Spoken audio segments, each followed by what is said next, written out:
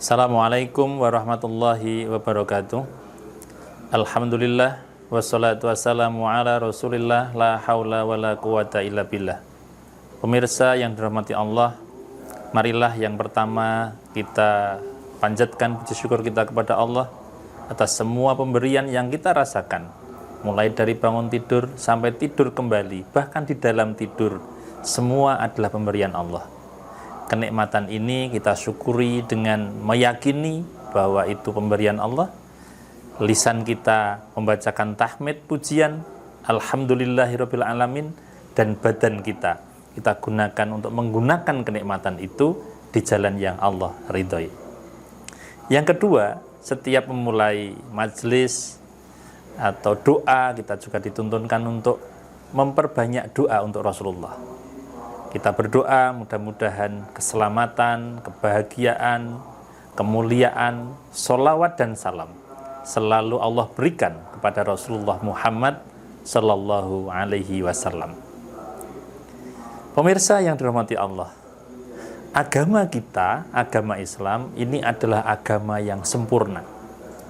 Salah satu kesempurnaannya adalah agama ini tidak hanya berdimensi vertikal, pengabdian kepada Zat yang Maha Kuasa, Allah Subhanahu wa Ta'ala, tetapi juga berdimensi horizontal. Apa itu? Juga menuntunkan kita untuk peduli kepada sesama. Keduanya itu harus dilaksanakan secara seimbang. Di dalam Al-Quran, Allah bahkan berfirman, orang yang dalam beragama itu tidak peduli kepada orang lain, itu dianggap sebagai pendusta agama. Dalam surat Al-Ma'un, a'udzubillahi minasyaitonirrajim, ara'aital ladzi yukadzibu biddin. Tahukah kamu siapa pendusta agama itu? Fadzalikal ladzi yad'ul yatim. Mereka adalah orang-orang yang menghardik anak yatim. Wala yahuddu ala ta'amil miskin. Tidak mau memberi makan orang miskin. Fawailul lil musallin alladzina hum an sholatihim sahun. Neraka wail atau celaka orang yang sholat tapi sholatnya lalai. Alladzina hum yuraun. Juga mereka orang-orang yang riya. Riya itu beramal tapi dalam rangka dipertontonkan. Ya.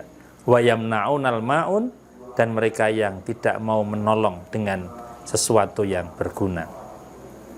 Pemirsa yang dirahmati Allah, ayat ini memberikan ancaman yang menakutkan buat kita. Karena kita akan dianggap pendusta agama kalau dalam beragama kita tidak mau menolong anak yatim, tidak mau menolong fakir miskin, dan memberikan bantuan pada orang yang membutuhkan. Ini menunjukkan bahwa agama kita ini sangat peduli dengan kehidupan di sekitarnya. Beragama yang benar, beragama yang baik, itu akan dianggap baik dan benar kalau berdampak kepada kehidupan di sekitarnya. Kalau kita memperhatikan di dalam ayat Al-Quran, ketika ada kalimat wa aqimus sholah dan tegakkanlah sholat, itu hampir selalu diikuti dengan wa'atuz zakah, tunaikanlah zakat. Coba apa maknanya ini? Aqimus sholah itu menegakkan sholat, itu adalah bentuk pengabdian vertikal kepada Allah. Diikuti dengan wa'atuz zakah, tunaikan zakat, itu bentuk perintah untuk peduli kepada orang-orang di sekitar kita dengan memberikan zakat kita kepada orang lain. Atau ilustrasi yang lain, kalau kita memperhatikan sholat, coba perhatikan, sholat itu dimulai dengan takbiratul ihram. Kita akan berdiri tegak menghadap ke arah kiblat, fokus, tidak boleh noleh ke kanan ke kiri, tidak boleh berbicara, itu fokus kepada Allah. Tapi kemudian sholat ini diakhiri dengan salam, menoleh ke kanan, assalamualaikum, menoleh ke kiri, assalamualaikum. Artinya apa? Penyembahan, pengabdian kita kepada Allah itu harus diikuti dengan dia memberikan salam keselamatan, kesejahteraan kepada orang di sebelah kanan dan orang sebelah kirinya atau di sekitarnya. Beragama yang baik itu berdampak kepada kebaikan di sekitarnya, kebaikan di lingkungannya. Maka sampai ada sebuah hadis yang menyatakan al-muslimu man salimal muslimuna min lisanihi wa yadihi.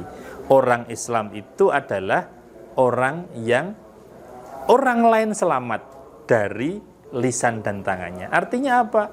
Hidupnya seorang muslim yang baik itu dia berdampak baik kepada sekitarnya. Pemirsa yang dirahmati Allah, maka marilah dalam beragama ini kita bangun keseimbangan antara pengabdian kita kepada Allah dalam bentuk ibadah-ibadah ritual yang baik, yang sungguh-sungguh seperti sholat, puasa, zikir, dan seterusnya. Tapi juga kita imbangi, kita ikuti dengan bentuk ibadah sosial, peduli dengan orang-orang sekitar kita. Jangan sampai kita rajin sholat, tetapi tetangga kiri kanan kita kesulitan, kita nggak mau bantu. Kita rajin sholat, orang ada yang menderita, kita diam saja, bahkan tidak punya kepekaan. Jangan sampai itu terjadi. Terakhir, ada satu ilustrasi begini. Sebaik-baik orang adalah orang yang datangnya menangis, disambut dengan senyum, dan perginya tersenyum, diantar dengan tangis. Apa itu gambarannya? Datangnya menangis.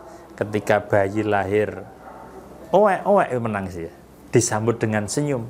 Alhamdulillah, bayinya sudah lahir dengan selamat, sehat, sempurna, gembira semuanya.